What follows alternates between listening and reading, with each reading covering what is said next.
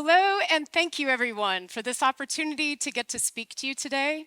My name is Leah Webb, and I'm an author, a Whole Foods educator, and a garden consultant, and most importantly, I'm a mother. And what I want to speak to you about today is my belief that real, healthy, whole foods are a gift. My food story, like all of us, started in childhood, and we all have a set of life experiences that have shaped the way we feel about the way that we eat. I was one of 3 children born into a house with a barely adequate income for a family of 5, but I was extremely fortunate to be taught from a very young age to prioritize healthy foods, cooking, and gardening. When I entered into middle school, I picked up an eating disorder that would stick with me well into my 20s. This was my introduction into learning that food was not just about the fats, calories, proteins, vitamins, minerals, all of these parts of food that we think about when we're talking about cellular nourishment. Food is also about the emotions and the trauma that we attach to it. As I entered into my 20s, my body was beginning to make it abundantly clear that it could no longer withstand the abuse that I was subjecting it to. I had to find a way to interrupt the binge and purge cycles of bulimia. I turned to vegetables as part of that solution. What I started to find was that when I started to prepare real whole foods that were actually nourishing my body, that I could drop some of the shame and the guilt that came along with eating too much. And so in many ways, vegetables saved me. I became so interested in vegetables that I wanted to learn how to grow some of my own food. So I started my very first garden by taking a string, putting it on the ground, tracing the area where I wanted to be my garden, spraying the entire inside of that area with Roundup, and then I dumped a few bags of potting soil on the ground and successfully nourished into fruition the worst garden you have ever seen. So I would never recommend that you start a garden in that way now. I have since learned better techniques, but this was my starting point. I was bulimic with a brown thumb. But I knew the vegetables were important, and so I went on to study more about soil processes. I got a degree in environmental ecology, a master's of public health and environmental health sciences, and a health coach certification. I spent 8 years learning about soil processes, nutrient cycling, agricultural practices, and how all of that ties into the quality of the food that we eat, and then the health outcomes that each of us has. After 8 years, I essentially learned that good soil grows good food that creates healthy humans. The take-home message was that nutritional status impacts every aspect of disease, from the onset to the outcome, and every single thing in between. The World Health Organization has noted that diet is so important that it is one of the top 4 leading lifestyle risk factors associated with the development of preventable disease. Diet exists right alongside lack of exercise, smoking, and excessive alcohol consumption. There is no shortage of anecdotal experiences or scientific data telling us that diet matters, especially when you're talking about lifelong health. This information became even more important to me when I became a mother. My son was born with food allergies and asthma, and for anyone who has not dealt with this type of condition, it's difficult to understand the amount of anxiety, stress, and number of emergency room visits that are accompanied with his condition. So when I became pregnant with my daughter, I hoped and prayed that she too would not have severe food allergies. She does not, but she was diagnosed with cystic fibrosis at 2 years of age. Cystic fibrosis is a genetic disease impacting the lungs and pancreas, and at the time of her birth, I was told that she had a life expectancy of about 27 years. The life expectancy for people with CF has drastically changed even in her short lifetime.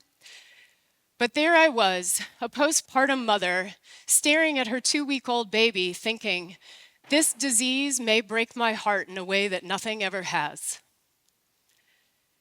My commitment to a healthy lifestyle shifted of one from interest and joy to one of desperation.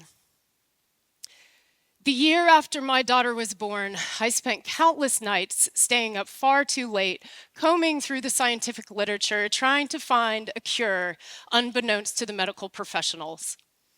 I never found that cure, but what I did find was a solid reminder of why it is that diet matters so much.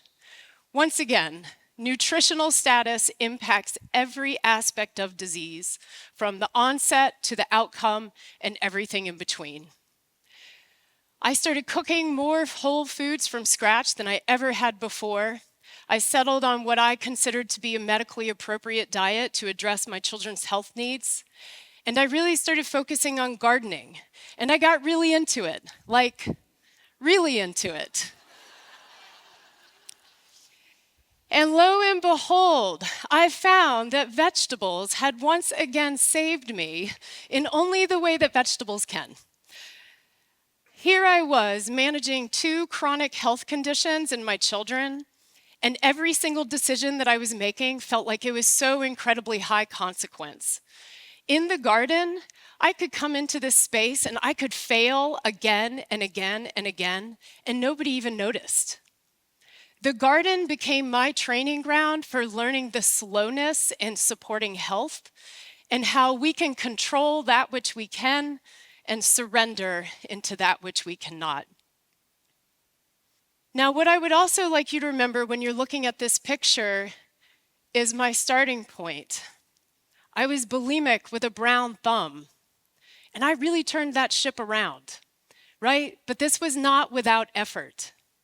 I spent 8 years in university. I have built a successful career around nutrition, gardening, teaching people how to cook. I've written 2 books and am successfully managing my health and my children's health.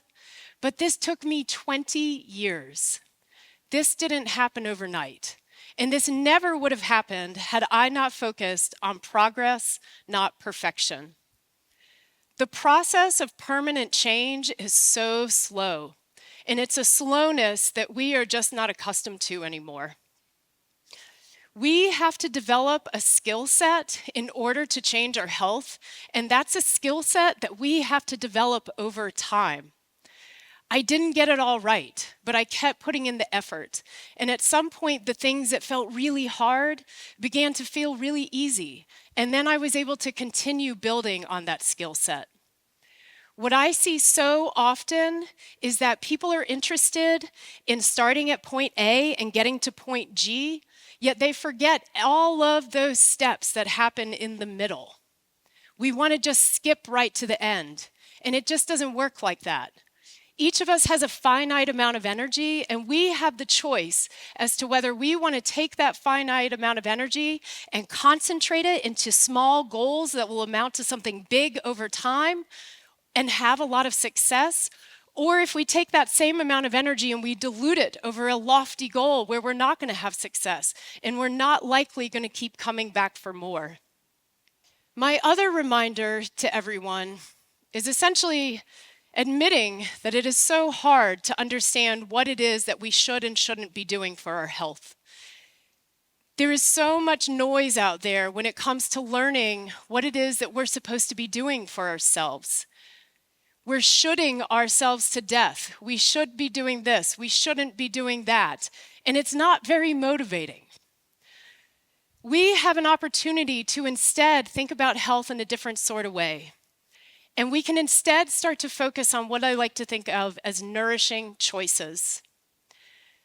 We choose nourishment not because it's what we should be doing, but because it feels good. And we forget that. We forget that nourishment should be feeling good. It should be supporting our bodies.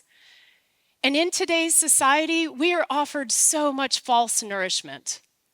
We are offered junk food, sugar, alcohol, substance abuse, excessive screen time. These are easy for us to access, But none of these activities are going to be providing us with the deep nourishment that we get from healthy movement, from healthy foods, creating connections in our community, improving our spirituality, learning about health. This is deep nourishment.